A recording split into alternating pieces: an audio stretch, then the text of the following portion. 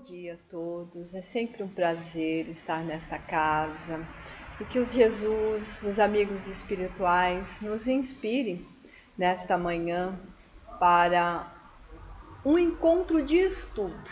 Não vou falar palestra, vamos falar um encontro de estudo, porque na verdade nós vamos estudando a doutrina e cada dia e cada vez mais aprendemos um pouquinho. Muitas vezes nós achamos que já sabemos bastante. E aí acontece algo em nossa vida, acontece algo no nosso dia a dia ou na casa espírita e descobrimos que não sabemos tanto assim. E recomeçamos os nossos estudos. E eu escolhi esse tema, Conhecereis a Verdade, porque é uma recomendação de Jesus que nós conhecêssemos a verdade para estarmos libertos. Mas muitas vezes nós não nos perguntamos de que verdade que Jesus está falando e liberto de quê? Começamos a estudar para ver de que verdade que Jesus estava falando e do que nós precisaríamos estar libertos. Então, quando Jesus disse para conhecermos a verdade, quando nós comentamos sobre isso, ou quando nós falamos num sentido totalmente oposto das palavras de Jesus, porque às vezes nos acontece algo muito que nos deixa muito triste ou muito nervoso, ou que nós temos vontade de revidar, mas o fato de sermos estudantes da doutrina não revidamos, a gente diz assim: conhecereis a verdade. Conhecereis a verdade e a verdade vos libertará. Na verdade, nós estamos fazendo um ato de perseguição. Nós não temos muita noção, mas estamos fazendo um ato de perseguição com aquele irmão que teve uma atitude desagradável conosco, e a verdade vos libertará. Mas na verdade, Jesus falou isso quando ele disse conhecereis a verdade, ele estava em meio à multidão. Porque ele já estava na Galileia, ele estava ensinando, estava próximo das festividades hebraicas, estava próximo daquelas festas do tabernáculo, a festa da Páscoa, a famosa festa da Páscoa que ele entra depois em Jerusalém para pregar, e ele já tinha feito o sermão da montanha ou do monte, como nós conhecemos. Então ele está cercado de uma multidão quando ele disse isso.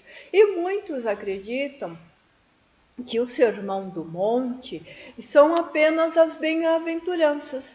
Então, quando nós falamos do sermão do monte, às vezes nós falamos: bem-aventurados os aflitos, bem-aventurados os mansos, bem-aventurados os pacíficos. Então, nós acreditamos que o sermão do monte ou da montanha são apenas as bem-aventuranças. Mas, na verdade, o sermão da montanha completo, todos os evangelistas falam do Sermão do Monte, mas a de Mateus está junto, está numa sequência. Os outros falam para o lado, faz comentário para o lado, mas Mateus faz completo, de uma só vez. São 3 capítulos, começa no capítulo 5, vai até o capítulo 7, são 110 versículos de toda a Boa Nova. O Sermão do Monte sintetiza toda a Boa Nova de Jesus. E ele já tinha falado isso, ele já tinha pregado isso. E ele disse, na verdade, assim, Gandhi: se toda a literatura espiritual da humanidade perecesse e salvasse só o Sermão da Montanha, nada estaria perdido. Então ele está falando de toda a literatura espiritual que existe. Então, Jesus sintetizou bem isso. Ele está falando para esta multidão, ele está ensinando para essa multidão. E como que essa multidão vê Jesus? Porque a gente sempre comenta isso, né? Jesus estava na multidão comentando. E como que essa multidão vê Jesus?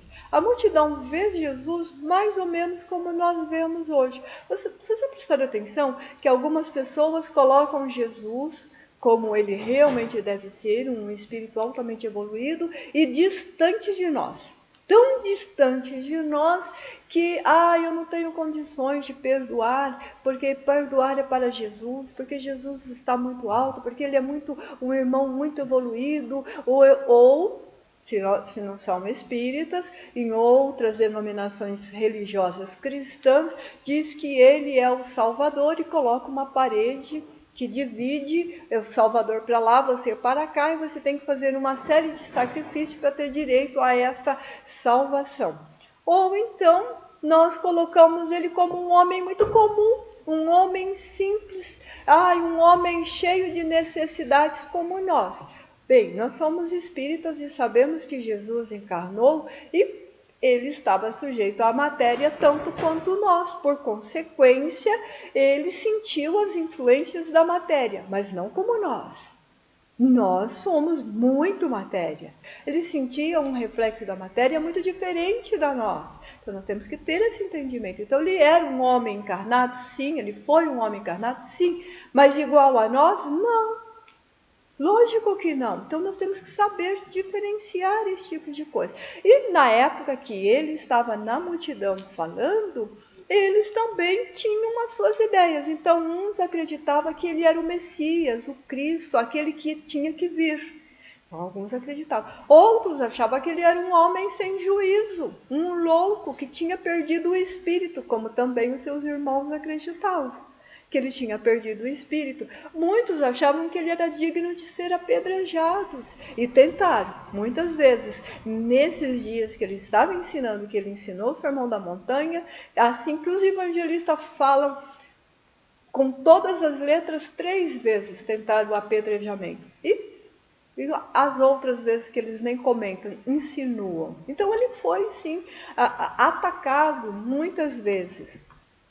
E ele ensina e se retira do local. Por que ele se retira do local? Porque ele sabe que eles querem prender. Ele sabe que daqui a uns dias ele será preso. Mas ele está ensinando. E depois que ele termina, que ele desceu do monte, ele diz para a multidão, para aqueles que creram. Porque muitas pessoas que estavam lá creram nele. Falando, nossa, ele realmente é o Messias, nossa, ele é o Cristo que há de vir. Ele veio para ensinar coisas novas, olha os milagres que ele faz. Porque naquela época eles não tinham condições de compreender a lei natural como nós compreendemos hoje. E todas as coisas que Jesus fazia eram tido como milagres. E ele fez coisas que nós não conseguimos repetir hoje, apesar dele dizer que nós podíamos repetir. Mas nós não temos essa espiritualidade que eu comentei antes e nem a fé suficiente para curar cegos, para curar paralíticos, para curar doenças degenerativas. Nós estudamos, aprendemos. Então, para esses que creram e que também serve para nós hoje que cremos, ele diz, aqueles que acreditarem em mim e permanecerem nas minhas palavras, verdadeiramente serão os meus discípulos e conhecerão a verdade e a verdade vos libertará. Aqueles que acreditarem em Jesus e permanecer nas palavras deles. Quantos aqui conhecem os 110 versículos, de todos os 110 versículos que são as palavras de Jesus? Ergam a mão. Eu não conheço todos. Então, nós sabemos um ou outro, nós pensamos, falamos no geral, então nós ainda não conhecemos toda esta verdade. E a verdade que Jesus está falando, a verdade ela é absoluta. A verdade ela não muda, ela não pode mudar, porque se ela mudar ela não é verdade. Então a verdade sempre será absoluta, será integral. Você não pode dizer, não, Sônia, você está errada. Por que você está errada? Você está errada porque tem muitas coisas que eram verdade e que hoje não são mais verdade. Então não era verdade. A verdade não muda. O que é? Tem muitos conhecimentos, muitas ideias que por um tempo foi tido como verdade e depois vieram outros conhecimentos, outras ideias e acrescentou-se novas verdades ao conhecimento. Então, a verdade absoluta nós ainda não temos. O Evangelho segundo o Espiritismo, bom dia. O Evangelho segundo o Espiritismo, capítulo 15, item 9, nos explica que a verdade absoluta é patrimônio dos espíritos de categorias mais elevadas. Qual é a categoria de Jesus? Então, a verdade absoluta é patrimônio dos espíritos de categoria mais elevada. E a humanidade terrena, nós precisamos aprender também esse detalhe, falar humanidade terrena, porque nós temos o hábito de dizer assim, a humanidade não sabe, a humanidade precisa evoluir, a humanidade isso. Só que quando nós falamos apenas humanidade, nós estamos falando de todas as coisas criadas por Deus. Nós estamos falando do universo. Então, quando nós estamos referindo a nós, humanidade terrena, porque este é o orbe que nós moramos. Então, a humanidade terrena não poderia pretender possuí-la, porque não lhe é dado saber tudo. Somente pode aspirar uma verdade relativa proporcionada ao seu adiantamento. Então, o que é que nós sabemos? Uma verdade relativa. O que é uma verdade relativa? Uma verdade relativa é conhecimento. Nós conhecemos alguma coisa. Aliás, o que está escrito na primeira página do Livro dos Espíritos, antes do título Livro dos Espíritos? O que está escrito? Alguém sabe? Alguém lembra? Filosofia espiritualista. Depois vem o título Livro dos Espíritos. Por que está dizendo que é filosofia? Porque ela está trabalhando com a busca da verdade. Ela está trabalhando com o conhecimento. Ela está trabalhando com o desenvolvimento. Nós temos esta possibilidade de desenvolver o que? As nossas aptidões. Nós vamos adquirindo, nós não fomos criados simples e ignorantes, nós vamos desenvolvendo as nossas aptidões, vamos adquirindo mais conhecimento e vamos abrindo o véu da sabedoria para compreender a verdade, que para compreender essa verdade nós precisamos escolher sermos discípulos de Jesus e precisamos despertar a nossa consciência para nos entregar ao trabalho digno da... Qual trabalho digno que nós precisamos nos entregar? Da reforma íntima, que é a maior obra em construção do espírito humano. A maior obra do espírito humano é a sua própria reforma íntima. Por que ela é uma obra em construção? Porque não está pronta. Nós somos inacabados, nós somos incompletos, nós estamos desenvolvendo o nosso conhecimento, nós estamos abrindo o nosso véu da sabedoria. Muitos param pelo meio do caminho, mas todos chegarão no fim, um dia. Uns vão mais rápidos, outros mais devagar. O Oscar Wilde diz que todos estamos na sarjeta, mas que alguns de nós olham as estrelas. Então, quem olham as estrelas? Quem está buscando aprender, reformar o mais rápido possível. E reformar não tem queda, Sônia? Tem, muita queda. Reformar, Soninha, não dói? Dói muito. Mas reformar divina é assim tão fácil? Não, não é. Porque somos alunos que estamos refazendo. Tinha um tempo atrás que eu falava assim, nós somos alunos repetentes. Nós estamos repetindo as lições. Aí depois eu fiquei pensando assim, mas se nós somos alunos repetentes, nós ficamos persistindo na mesma coisa, no mesmo erro. Então nós não podemos ser alunos repetentes, nós somos alunos que estamos refazendo algumas lições porque interpretamos errado. E é preciso interpretar certo, é preciso fazer correto. Então precisamos refazer os cálculos da nossa obra de reforma íntima. E ao refazer os cálculos dessa reforma íntima, nós encarnamos e nos encontramos uns com os outros e muitas vezes nós criticamos o prédio do vizinho sem olhar que o nosso está sem sustentação, necessitando de um pouquinho mais da paciência, da tolerância, da boa vontade e do entendimento. Então essa é a maior obra de construção do ser humano. E aí nós entregamos-nos ao serviço de auxílio ao semelhante. Por que serviço de auxílio e por que não caridade? A caridade é aquilo que você consegue doar, mesmo que ele seja o último. Vamos buscar 2 exemplos de Jesus com relação a isso. Quando forem fazer uma festa, convidai os pobres e os estrupiados, porque eles não podem retribuir a sua festa. Então nós convidamos alguém para ir na nossa casa porque nós esperamos ser convidado. É auxílio, não é caridade, é filantropia.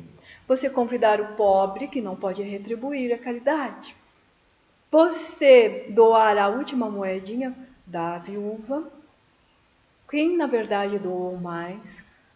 Ela, porque doou o último que tinha, é caridade. Então, aos poucos, nós vamos aprendendo e nos entregando ao serviço, ao semelhante. Vamos exercendo essa filantropia com muito custo, vamos deixando de ser filantropia e passamos a fazer a caridade de verdade, como Jesus espera de nós. E Emmanuel diz que a verdade é libertadora e que nós devemos observar a nossa posição diante da luz. Mas o nosso conhecimento é muito pequeno e nós projetamos mais sombra do que luz. Mas o conhecimento vai trazendo luz para nós e quando nós temos um pouquinho de luz, nós vamos expandindo a luz. Nada de ser egoísta, guardar a luz só para si. Porque Jesus diz que quem guarda os tesouros, eles são enferrujados e comidos pela traça.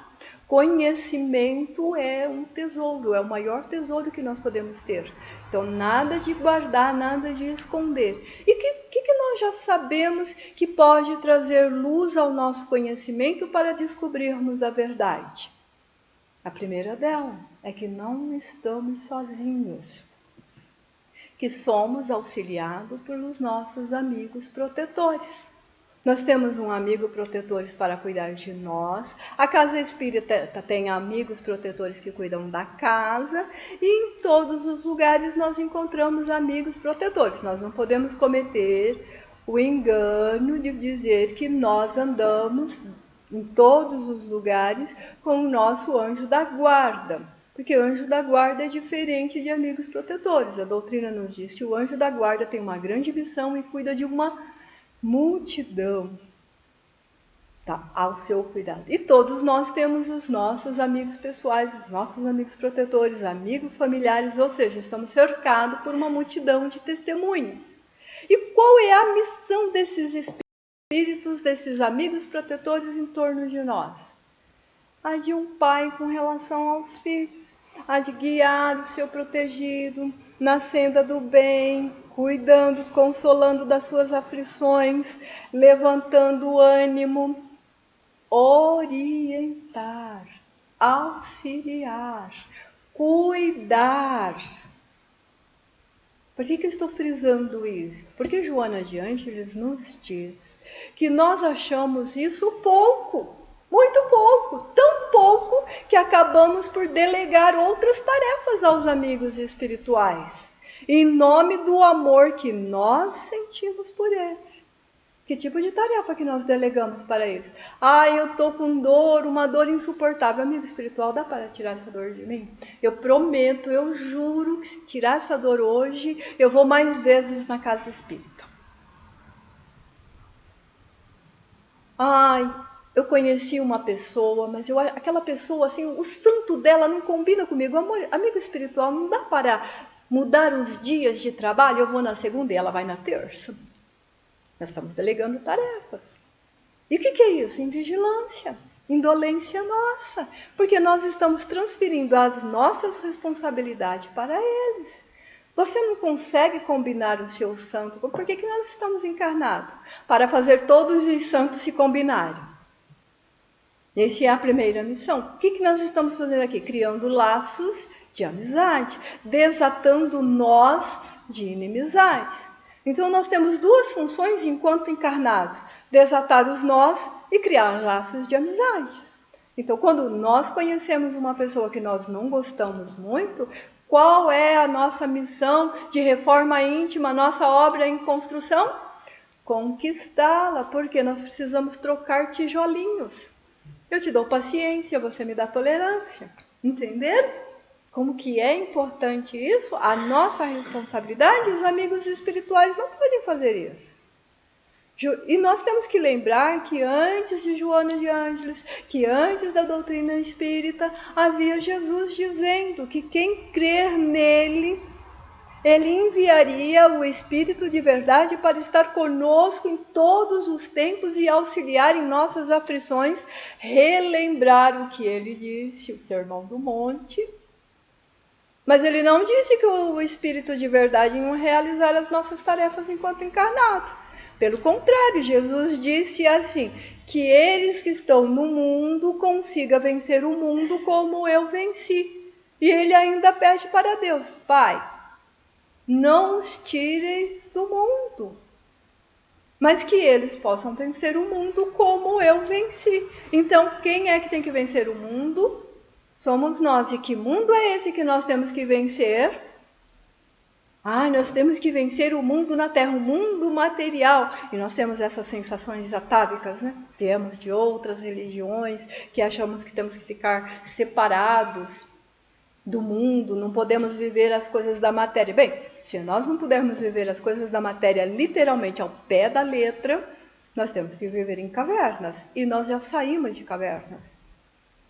Nós vivemos as coisas do mundo porque é a intelectualidade que nos dá o progresso para vivermos bem, para vivermos melhores. Mas o que é vencer o mundo que Jesus estava falando? Aquela grande obra em construção que é a nossa reforma de aperfeiçoamento. Vencer o mundo de iniquidades que nós somos às vezes. Transformar esses vícios, todas essas coisas em decadência em nós, em coisas boas. É este mundo que Jesus está dizendo. Então, Joana acredita que nos esclarece que nós justificamos tal conduta em nome do amor, porque nós achamos que é um comportamento assertivo. Todo mundo fazia isso, todo mundo faz isso, é tradição, né? Por exemplo, qual é a sua religião? Eu sou espírita não praticante. Por que você é espírita não praticante? Porque eu vou lá só para assistir palestra. E nós já sabemos que palestras não ensinam a doutrina espírita. Não, Soninha, não. Palestra incentiva, dá um ânimo, dá um up. Olha como que é gostoso, a doutrina espírita é apaixonante. Olá, vamos estudar a doutrina espírita, a Soninha falou. É para isso que serve a palestra. Mas os cursos, a doutrina, o Pentateuco, as revistas, as obras póstumas, nós temos que estudar. Não é o palestrante, não é o orador, não é o professor. São os cursos. Então, nós encontramos sim, muitos espíritas não praticantes. Nós também encontramos espíritas tomadores de passes, sem crítica. O intuito aqui é descobrir a verdade. Você espírita? Não, eu sou simpatizante da doutrina espírita e vou na casa espírita para tomar passe. Então, não está conhecendo a verdade. E eu não estou dizendo que deve conhecer a verdade estudando o espiritismo e se tornar espírita. Pode continuar vindo na casa espírita tomar passe. Mas a sua religião de origem vai estudá-la. A doutrina espírita, nos seus primórdios no Brasil, eles eram espíritas e mantinham ainda os vínculos com as suas religiões de origem. Por isso até que tinha uma designação de espíritas cientistas, espíritas místicos. Os cientistas, eles eram espíritas e não professavam nenhuma outra religião. Os místicos eram espíritas e professavam outras religiões. Eles acreditavam em Jesus e mantinham a sua religião de origem. Então nós precisamos estudar Jesus. Pode ser espírita, pode ser budista, pode ser católico, pode ser sexnué, pode ser protestante. Nós precisamos conhecer Jesus. Porque se nós não conhecermos Jesus, a nossa reforma fica faltando o acabamento.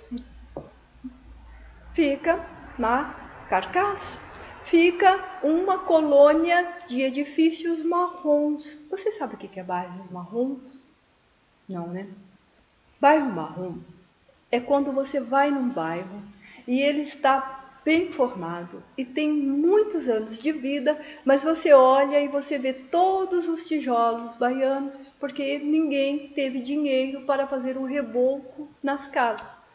Então, dentro da rede imobiliária, dentro do ramo imobiliário, é chamado de bairro marrom, que é um bairro de classe média, pobre. Então, bairro marrom. Então, se nós não conhecermos Jesus, nós seremos homens marrons, sem reboco, sem acabamento, sem a finesse, sem a verdade que nos embeleza. A verdade. Nós precisamos da verdade para libertar-se. Precisamos ficar lindo. Então, a maneira como nós agimos, nós não temos amor para com os nossos amigos protetores.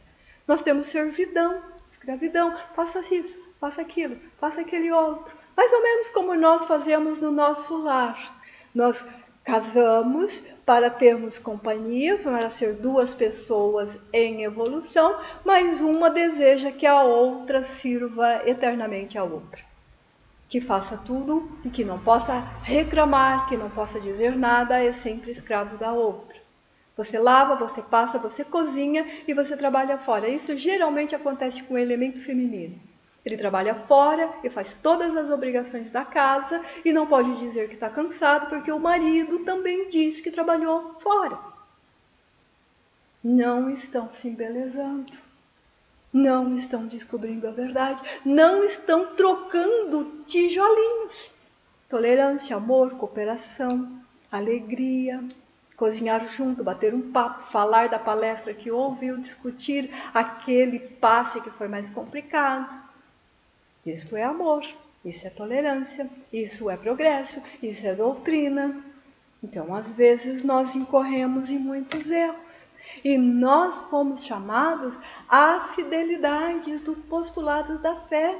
Nós abraçamos mediante o testemunho pelo sofrimento, porque ainda não permanecemos, ou seja, não prosseguimos nas palavras de Jesus.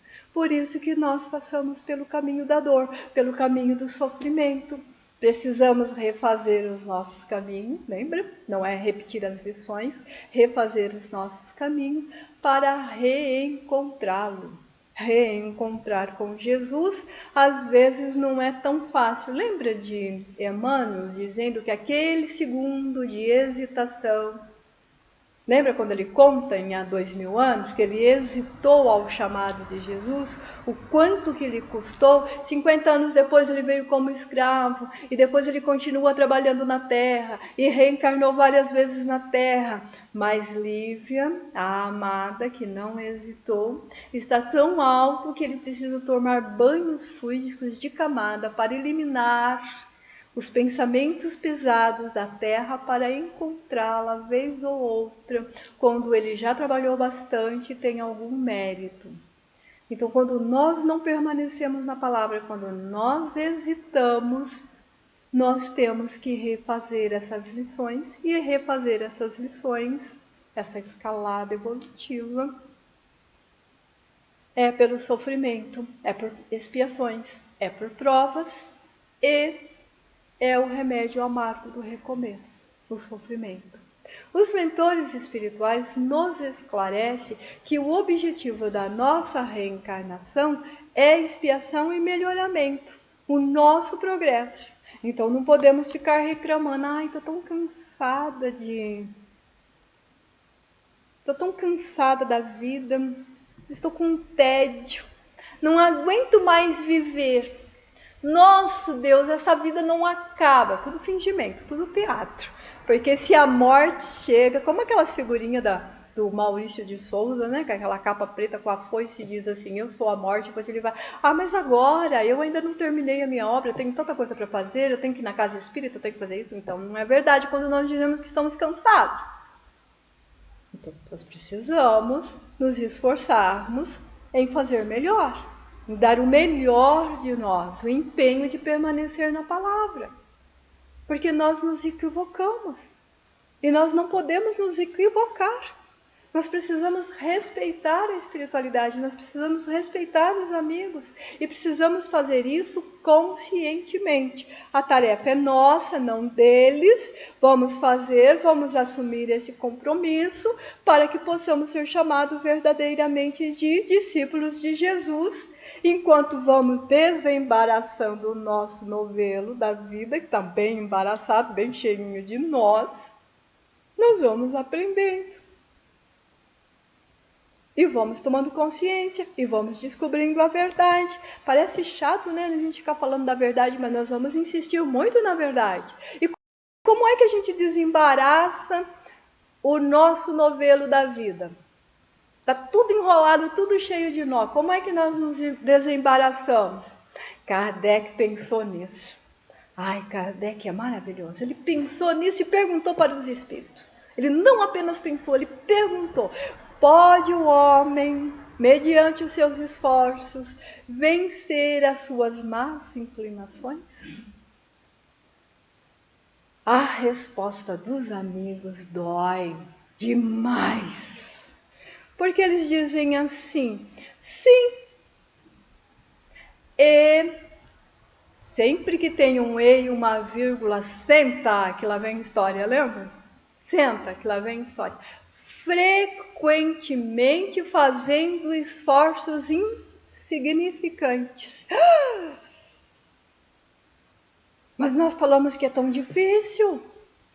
Nós pedimos para os amigos espirituais afastar as coisas que acontecem na nossa vida porque está difícil, porque nós não podemos realizar, e eles dizem que é fácil assim, que frequentemente nós, com esforço insignificantes, então eu quero aprender mais da doutrina. Posso. Eu quero deixar de ser maledicente. Posso. Com que esforço? Insignificante. Eu posso doar mais energia no passe. Pode. Com que esforço? Insignificante. Eu posso ir mais vezes na casa espírita. Pode. Com que esforço? Insignificante. E eles colocam uma segunda vírgula. A história vai ficar mais complicada ainda, né? Os que lhe falta é boa vontade. Então nós não temos boa vontade.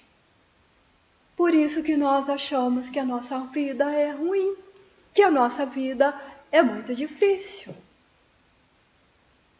Porque nós não fazemos esforços, que são pequenos, são insignificantes, e não temos a vontade de o fazê-lo. E o que nós desejamos? Os esforços são insignificantes. A terra é difícil, é de provas e expiações. Mas o que nós queremos? O que nós desejamos? Nós queremos mundos regeneradores? Nós queremos a terra regenerada? Queremos ou não? Queremos. Eu digo para vocês que não. Nós não queremos a terra regenerada. Sabe por quê? Porque o que nós queremos, na verdade, é o céu. Não é terra regeneradora. O que nós queremos, na verdade, é o céu. Ou seja, mundos celestes e divinos. É isso que nós queremos. E não fique triste. Toda a humanidade terrena, cristã ou não, deseja a mesma coisa. Deseja o paraíso. E de preferência que esse paraíso não necessite exercer nenhum esforço, mesmo que seja insignificante. Felicidade eterna, sem nada para fazer, os mundos tranquilos. E ainda nós somos tão ousados que nós falamos o seguinte: e no paraíso não pode ter tocadores de harpa porque é muito chato. Logo vamos cansar. É isso que nós desejamos, é isso que nós queremos. A lentidão, a eternidade estática, e não pode ter tocadores de harpa. Porque é muito chato, porque cansa. Então é isso que nós desejamos. Mas vejamos, o que são os mundos celestes? Quem habita os mundos celestes? Evangelho segundo o Espiritismo, capítulo 3, nos esclarece que são moradas de espíritos purificados ou puros. Nós somos purificados ou puros? Que são espíritos da primeira ordem e única classe, que se compõem daqueles que já percorreram todos os graus da escala e despojaram de todas as impurezas da matéria. Só para vocês terem uma ideia, quando a terra incandescente, uma bola de fogo, e o Criador entregou para Jesus, Jesus já o era. Dá para entender a distância em evolução que nós estamos? Só para compreender mais uma coisinha, a evolução é infinita, nunca termina. Nós estamos tomando consciência do bem hoje. Que distância que está Jesus? E é esse mundo, esse céu, esse paraíso que nós queremos. É a soma, eles alcançaram a soma da perfeição, já conhece a verdade absoluta. Não é mais suscetível, não sofre expiações, nem prova, não estão sujeitos à reencarnação, não vivem em corpos perecíveis, não passam pela morte e realizam. Essa realização, gente, é fantástica. Eles realizam a vida eterna no seio de Deus.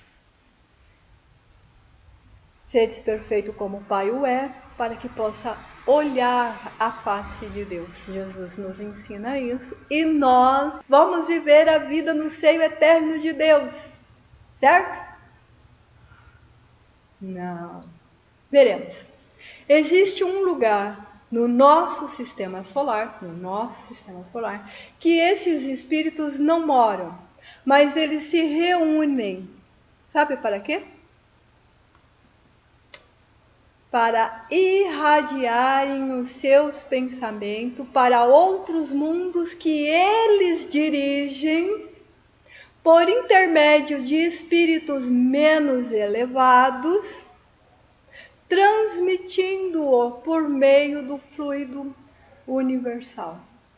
Não é um esforço? Eles irradiam o pensamento em auxílio ao outro.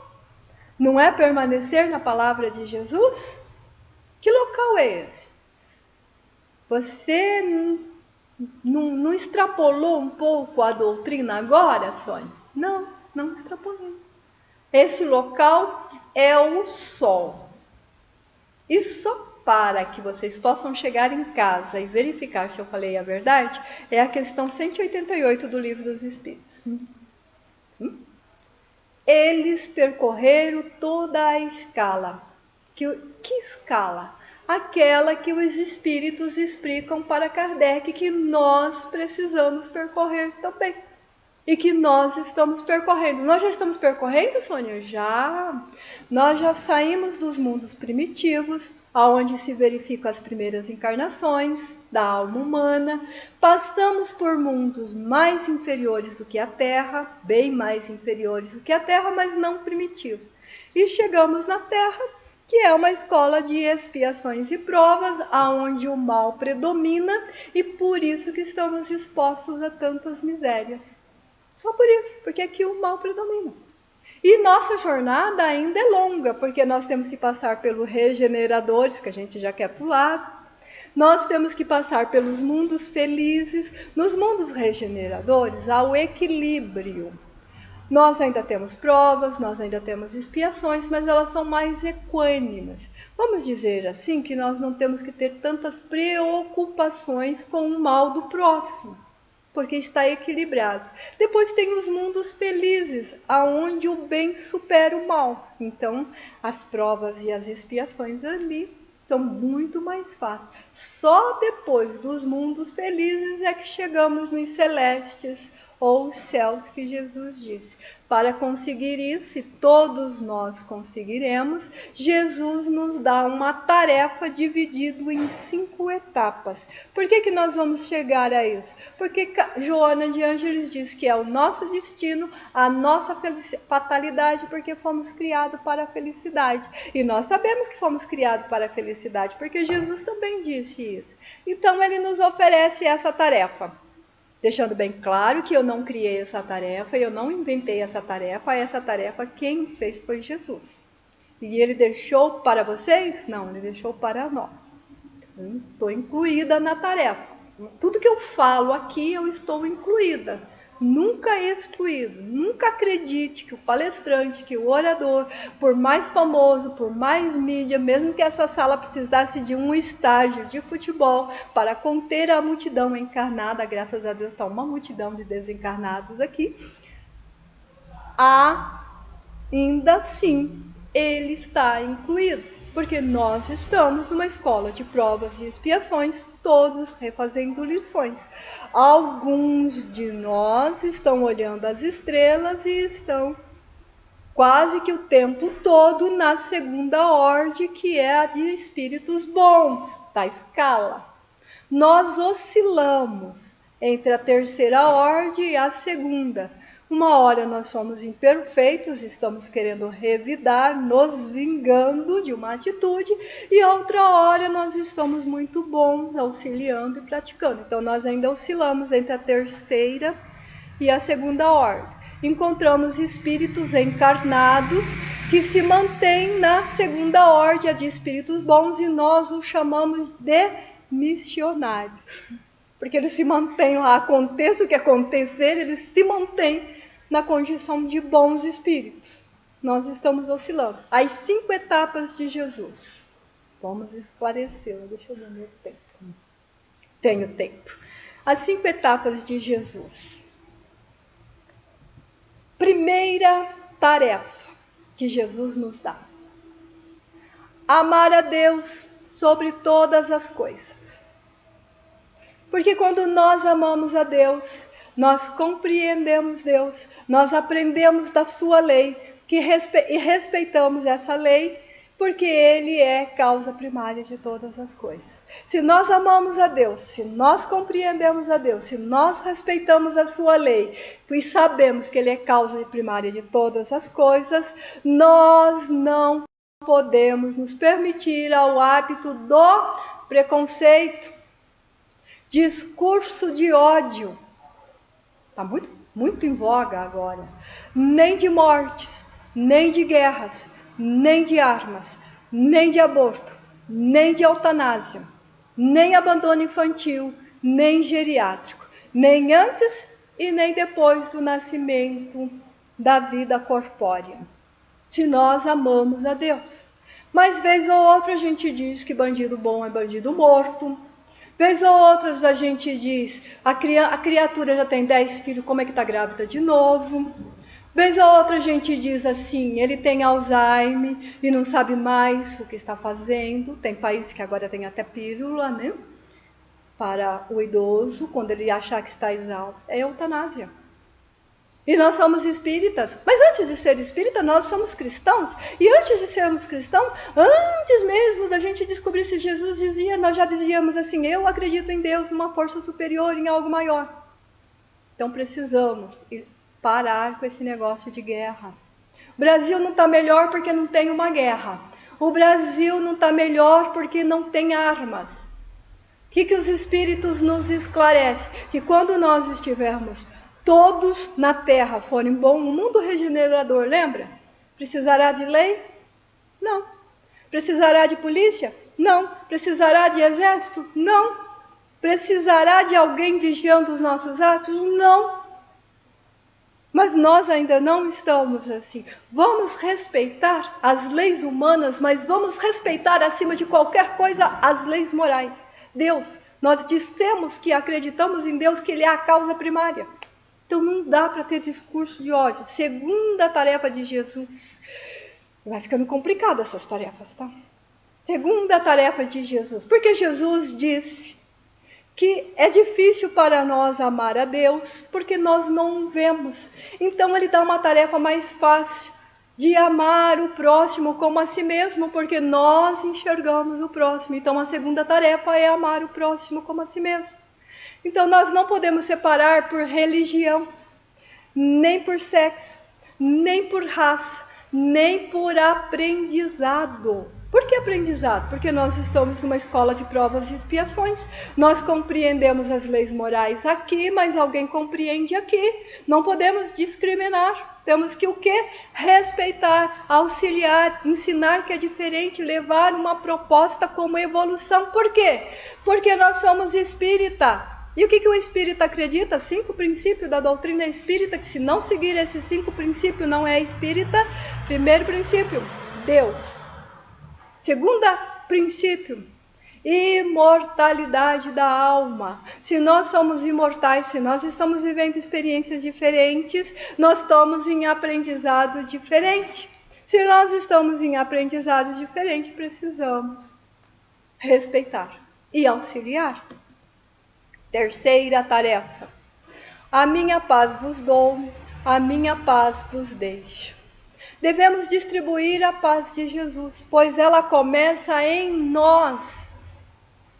E como que nós somos? Nós somos um vulcão prestes a entrar em erupção e vamos para todos os lados com um monte de discursos, com um monte de separações, com um monte de preconceito. Isso é paz?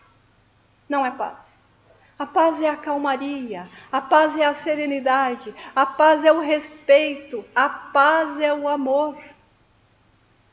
E a paz não pode ser restrita a casas de orações. Nós chegamos, às vezes eu brinco, é uma brincadeira, não é doutrinário que eu vou dizer agora. Eu costumo dizer que tem um estilista, um costureiro à porta das casas espíritas. É uma coisa incrível. Todas as casas espíritas o têm. Você chega na porta, você tira a sua roupagem e veste a roupagem estilista da paz, da serenidade, do equilíbrio, do perdão, do amor. Falamos vazio, falamos gentil, somos educados. Assistir uma palestra, participamos da reunião, tomamos passe, auxiliamos, saímos da casa espírita, trocamos a roupagem, deixamos a da casa espírita, da estilista, da paz, das casas de orações e pegamos a nossa. E na esquina já chamamos o nosso irmão de obsidiado porque fechou o trânsito e de vagabundo porque te pediu uma moeda. Então nós precisamos distribuir a paz, aonde quer que nós estejamos. Lembra de Pedro? Gente, eu ainda não tenho, confesso que eu ainda não tenho essa coragem. Mas todas as vezes que eu lembro desse ato de Pedro, eu vou a emoções, porque um dia eu vou às lágrimas, porque um dia eu vou conseguir fazer isso. O que o mendigo lhe fez? Pede uma moeda. O que ele diz? Eu não tenho moeda, não tenho pão, não tenho nada, mas aquilo que eu tenho eu te dou, e dá um abraço. O que acontece em seguida? O paralítico sai andando. E hoje a ciência já prova que o abraço, o carinho, a fraternidade que nós damos ao próximo cura. Quando alguém vem te cumprimentar, abrace-o, deixa que troque tijolinhos, trocar tijolinhos de felicidade. Estou te dando carisma, tu estás me dando carisma. Nós precisamos aprender isto. Se a pessoa é mais baixa, a gente dobra o joelho. Se a pessoa é mais alta, mesmo que você tiver com salto 15, como é o meu caso, você ergue na ponta do pé ou pede para a pessoa abaixar-se. É isto, aprenda a pedir. Jesus não disse que se nós pedíssemos, nós obteríamos. Aprenda a pedir. Não, não quero assim, eu quero um abraço de verdade. Eu quero distribuir a paz. Eu aprendi que eu tenho que distribuir a paz. Então vamos distribuir a paz. Quarta tarefa. Aquele que fizer para qualquer desses pequenos é para mim que o fazem. É Jesus pedindo. Ide em meu nome. Curai os doentes, alimente os famintos, visite os hospitais, os cárceres, leve o passe curativo, conversai com os espíritos sofredores e orientai-o para o aperfeiçoamento, ensinai o caminho. Levai o meu evangelho, a boa nova, o sermão do monte, o 110 versículo que está sintetizado, a minha boa nova em todos os lugares, porque enquanto houver um só que não conheça-me, o meu reino não pode chegar. Doe.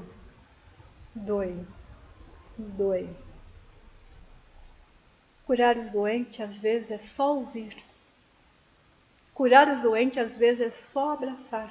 Conversar com o espírito que está perturbando, às vezes é só dizer, meu irmão, perdoa. Mas nós devemos conversar só com os espíritos sofredores desencarnados? Nós devemos conversar com as almas também. O que são almas? O espírito encarnado.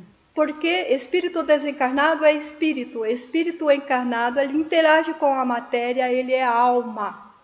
Então nós devemos conversar com os espíritos desencarnados e com os espíritos encarnados, que são almas. O irmão está chorando, o irmão está triste, o irmão entra e sai da casa espírita necessitado e ninguém olhou, ninguém viu, ninguém percebeu. Porque se você for lá naquele cantinho perguntar para ele por que ele está triste, ele vai contar e nós não queremos saber. É só você perguntar para a pessoa se ela está bem e ela diz, não, eu não estou, eu estou assim. E às vezes, quando nós ouvimos, a pessoa já está curada. Eu vi um depoimento uma vez de um espírito que disse, uma alma que disse, eu entrava e saía, eu sou espírita, Soninha, mas eu entrava e saía, eu estava tão angustiada, eu estava em tanta depressão que eu tinha tomado a resolução de suicidar-se, mesmo sabendo de todos os problemas que é um suicídio. Eu entrava e saía, eu precisava de uma orientação e naquela noite que eu tomei aquela decisão, eu estava no cantinho e uma irmã que nunca tinha me dito sequer boa noite, chegou para mim e disse assim, irmão, o que você tem? Tenho notado que você entra e sai cada vez mais triste em vez de melhor. E aí ele conta o drama que ele está vivendo. Ela dá um abraço, diz, agora eu não posso fazer nada, vá para casa que amanhã estarei na sua casa com a resposta daquilo que você precisa. E ela reuniu uma equipe de irmãos da casa e foram na casa e passaram a auxiliar nas tarefas. Ele estava com a esposa paralítica após um parto complicadíssimo, um bebê recém-nascido e desempregado dentro da casa espírita e ninguém estava percebendo nada. Curai os doentes. Os doentes não estão só na rua. Nós somos doentes, nós estamos na casa espírita porque necessitamos, porque estamos doentes. Auxiliai uns aos outros. É um pedido de Jesus. O Evangelho começa em nós e conosco. Carisma, doação. Necessitamos disso. Quinta tarefa. Essa tarefa, a quinta tarefa, talvez seja a mais difícil, mas nós precisamos fazer. Amai aos vossos inimigos, orai por aqueles que vos perseguem e caluniam, porque é lei de justiça, de amor e caridade, pois o homem de bem a pratica na sua maior pureza. Nós falamos na reunião mediúnica para o espírito obsessor que não estamos vendo na posição de dialogador, que não conhecemos a história, que não sentamos com ele, que não sabemos de onde ele vem, ele está obsidiando outra pessoa. Nós falamos, irmão, você precisa perdoar para ser feliz. Chegamos em casa, o esposo chegou com o rosto mais fechado, porque teve um dia mais difícil. Em vez de perguntar o que ele tem, nós já pegamos todas as pedrinhas que guardamos no cesto de fruta, porque as nossas cestas de fruta vivem vazias, mas que tem de pedras não está no gibi. e já atiramos. Por que você não imagina como é que foi o meu dia, para você falar que o seu dia foi difícil, etc. Isso não é ser homem de bem. Isto não é perdoar. E à noite você vai ser dialogadora na casa espírita e vai dizer para outro perdoar, e você não perdoou o seu esposo, você não perdoou o seu filho, a sua esposa, o seu vizinho, o seu amigo. Seu amigo cometeu uma falta com você e você acha que é a falta maior do mundo. Precisamos perdoar. Perdoar começa com os encarnados. Porque senão o que nós estamos fazendo é hipocrisia. E nós não podemos deixar acontecer conosco, como já aconteceu com um irmão que inclusive está no Jornal Espírita da Federação, que ele ia lá e falava para os irmãos perdoarem, para os irmãos fazerem. E um dia o Espírito disse assim: como é que você fala para eu perdoar se você não perdoa a sua esposa? Se você não perdoa a sua filha? Se você não perdoa o seu patrão? Por que você guarda tanta mágoa, tanto ranço dentro de você e é eu que tenho que perdoar? Então nós precisamos sim aprender a perdoar. E aprender a orar por nós e pelos nossos perseguidores. Porque se eles são inimigo hoje, é porque em algum lugar, em algum momento, na hora de trocar tijolinho, nós atiramos pedras e ainda estamos atirando pedras. Vamos guardar as pedras como Jesus pediu para a pecadora. Aquele que não tiver pecado, que atire a primeira pedra. E depois o que ele diz para ela? Eu também te perdoo, vai, não peques mais. Precisamos aprender a perdoar. Eu também te perdoo. Vai e não peques mais. Conhecer Jesus, praticar, vivenciá-lo, para conhecer a verdade que nos libertará. Reconhece-se o verdadeiro espírita pelo esforço que ele faz em reformar, em arestar as suas más tendências. Precisamos perdoar e podemos, para perdoar, imitar Paulo, que nos diz para correr como vencedores para a vida espiritual. Qual será o nosso prêmio se nós formos vencedores? O mundo celeste, ou divino, ou céus. Para encerrar, que já estou passando, vou fazer a prece.